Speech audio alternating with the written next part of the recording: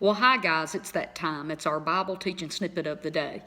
Yesterday, I started laying the groundwork to reteach what the Bible really is teaching when Paul corrects the Corinthian church about what we now call communion. Back then, they called it the Last Supper, or the Lord's Supper.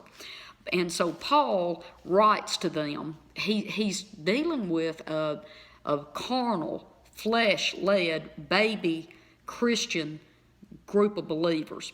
Let me clear this up for you. The Corinthians were extremely pagan, okay? They were Gentiles, and they worshiped a lot of gods. They went to temples where there were temple prostitutes. Many of these women who are now Christians were temple prostitutes, and he actually covers some of that in this letter. But I'm not teaching on that today. I'm trying to stay on the subject of communion and correct what our church today has twisted and mutilated and turned it into something God never intended, and neither did Paul intend it to be, okay?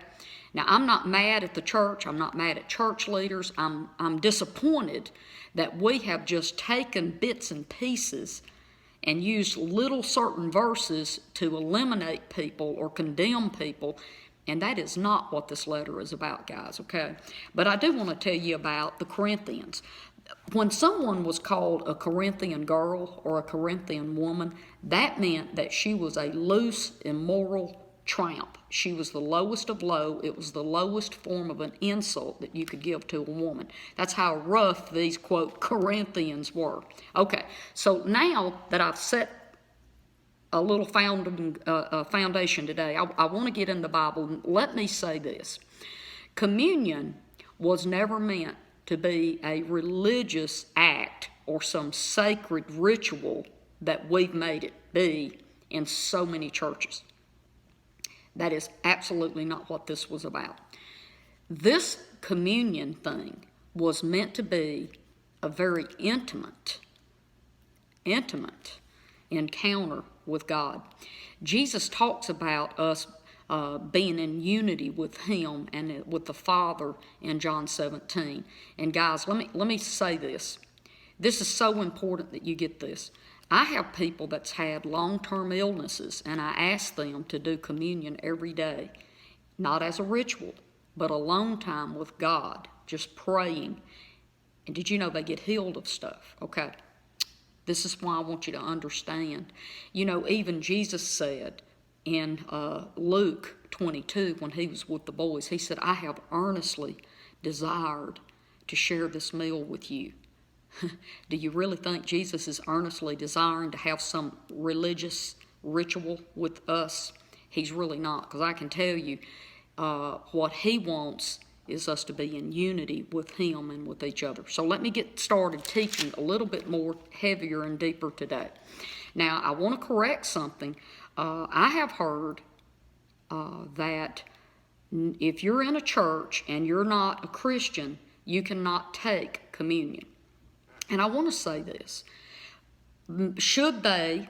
Probably not. Is it written in the Bible that they cannot? No, it is not. And I want to say this. The gospel and Jesus was never set out to eliminate and exclude people. It was put in place to bring people in to Christ, not to push them out and say, oh, you're not welcome here. You're not part of this club today.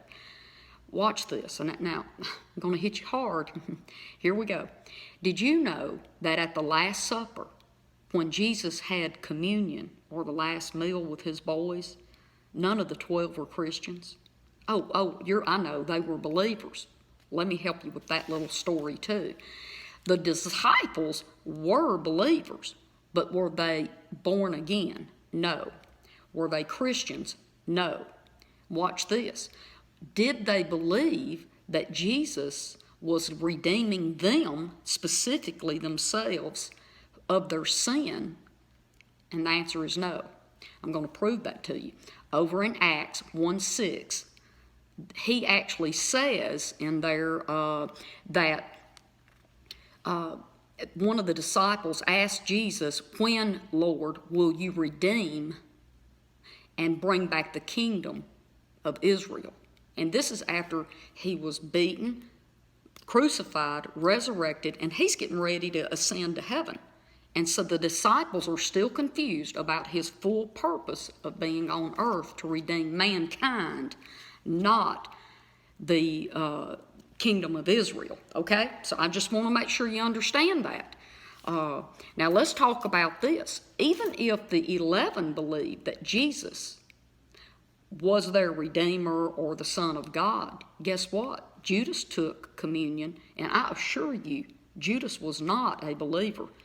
Judas sold Jesus out because he did not believe Jesus was who he said he was.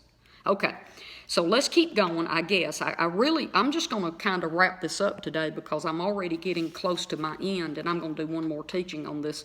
This is so important, guys. This is why people don't get healed at communion services. This is why people don't get set free of the sin that so easily besets them, because we have so many wrong teachings about communion. If we understood the value of communion, every person would be healed and set free during communion. But watch this. I want to say this before I close today, okay? I want to tell you about that in the beginning when communion was taken, what we call communion, they would do the Lord's Supper.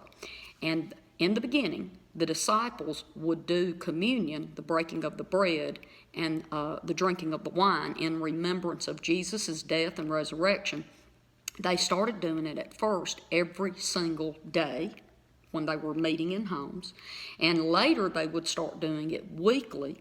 And then it would be done as often as they desired to do it. And I've got scriptures that back that up. But here's the thing that I want to leave with you today. Well, according to history, and even I'm going to give you Acts 20, verse 7, and 1 Corinthians 16:2 starts showing that they did it on the Lord's Day, which was Sunday, the day that Jesus resurrected. Now watch this. I want to make sure you understand where I want to go with this. In the very beginning, when people did communion, they did it as a way of staying healthy and whole and out of conviction and knowing that everything was that they were in communion. The word communion means to come in union with, okay? So communion was their way of coming into union with Jesus and maintaining their health and wholeness. So I'm going to cut you loose today, but I am going to talk a little bit more about Corinthians chapter 11 because I need to lay down some wrong teachings about some wrong words that we twist and that. And I'm going to let you go today, though. I love you, and I'll see you on Monday. Bye-bye.